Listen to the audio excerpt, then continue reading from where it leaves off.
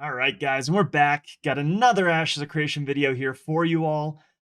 Today, I want to take a little look at Intrepid from a business standpoint.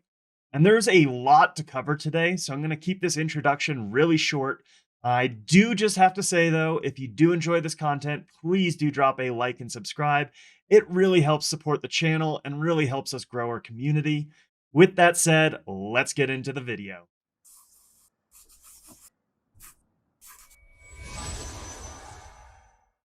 So as I said, today's topic is going to be a little different. A lot of my videos are about in-game systems and what I think that means for the game overall.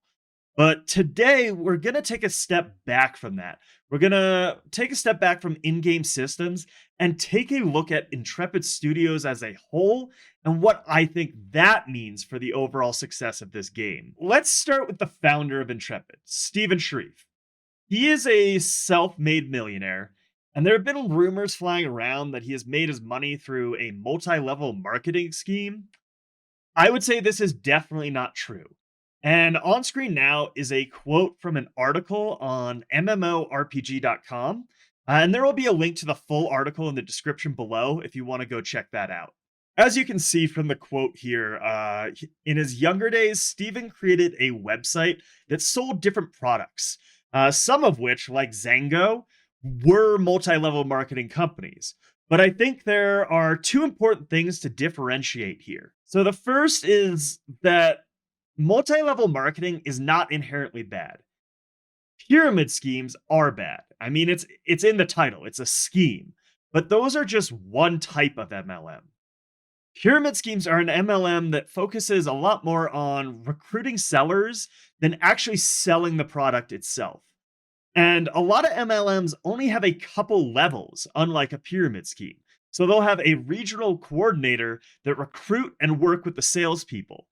There are actually a lot of very popular companies that are MLMs. For example, there's Tupperware, Pampered Chef, Mary Kate Cosmetics, and I think the biggest one is Avon.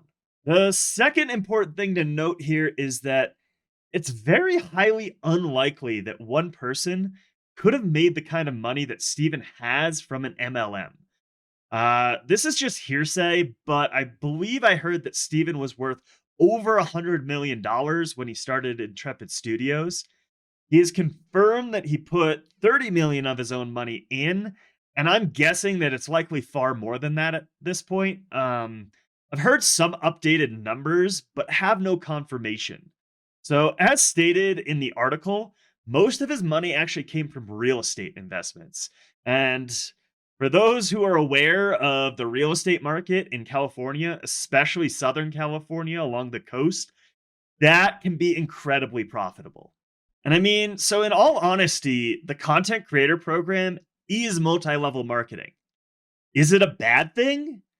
Not really. It's just a type of marketing that can be used. You're onboarding people with their own communities to help you promote your product. And I would assume that those people who are getting onboarded actually believe in the product. And there's no scam or scheme in this kind of setup. And I mean, almost every single video game company uses this kind of marketing. Steven actually gave a little talk in a private Discord a couple weeks ago about the official content creator program.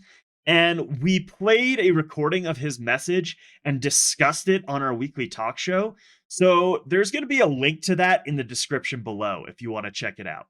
Now, let's get down to the business talk of Intrepid.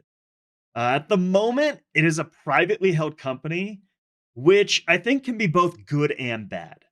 Let's talk about the differences between public and private companies.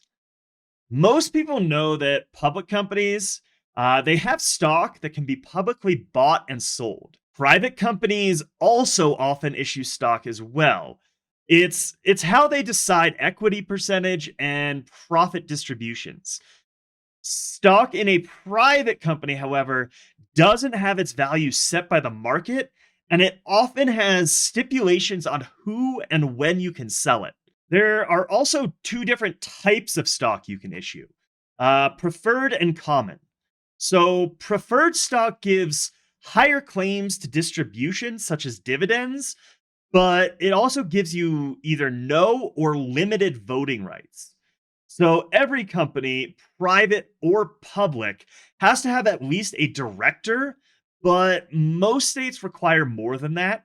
So this means that most companies will have a full board of directors, and common stockholders are able to vote on the different members of that board.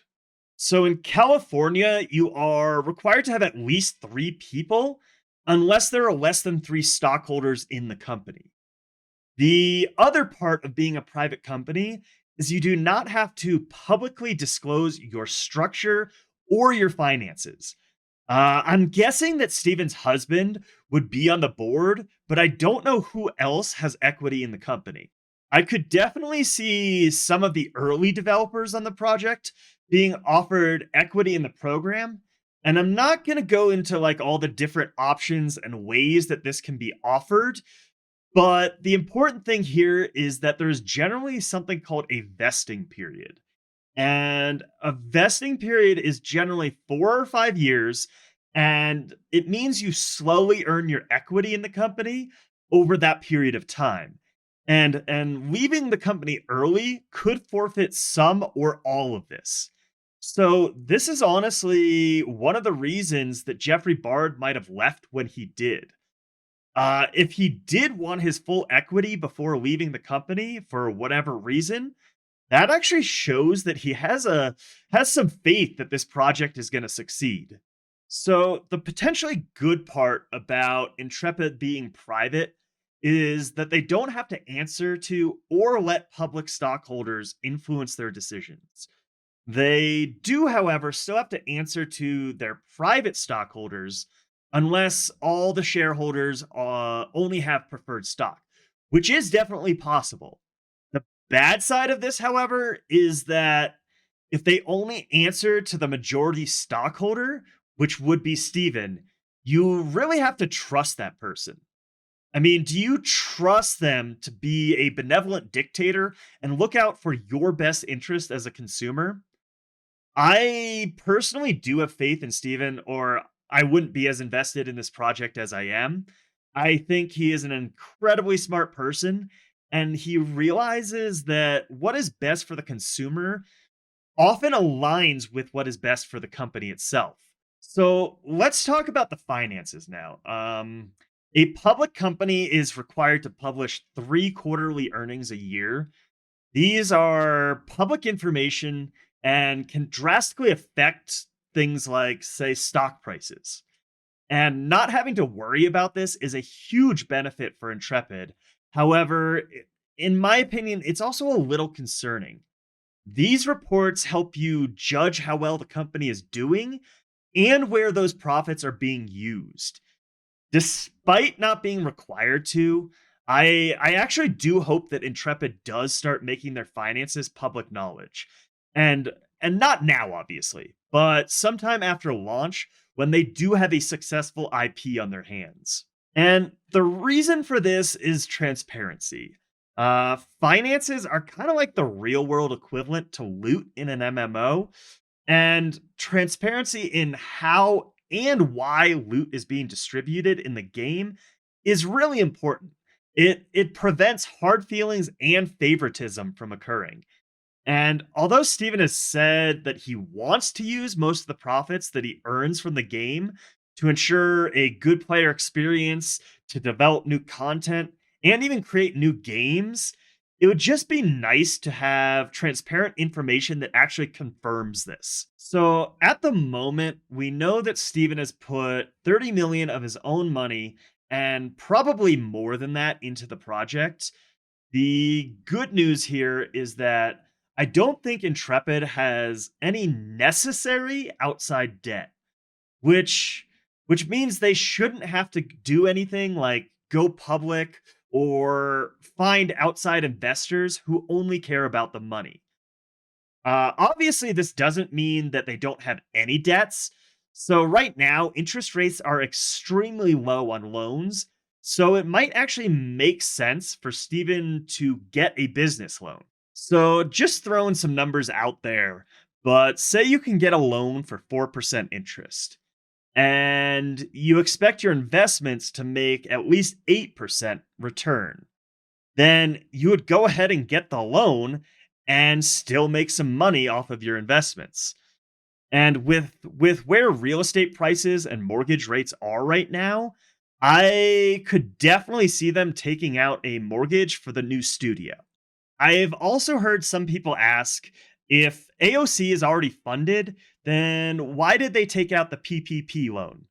And this loan is something that the government offered businesses during COVID to help them keep people employed. And what I would say is, regardless of how much money you have or if the project is funded, why wouldn't you take this loan? A lot of this loan is actually forgiven if it's used for the intended purpose, which is for paychecks and keeping people employed. The rest is also paid back at an incredibly low interest rate. I mean, it's just smart business. And whether you like the system or not, if it is helpful, you should use it. People also keep asking why we need a paid cosmetic shop, and it's definitely not necessary, but as previously mentioned, assuming Steven holds true to his philosophy of putting a majority of the profits back in the game, it just means more content, it means more quality staff, and potentially new games. And I personally would rather not have a cash shop, but Steven is a businessman and I can understand why it's there. And I will say, hopefully, the extra money made from this doesn't just go to lining Steven's own pockets.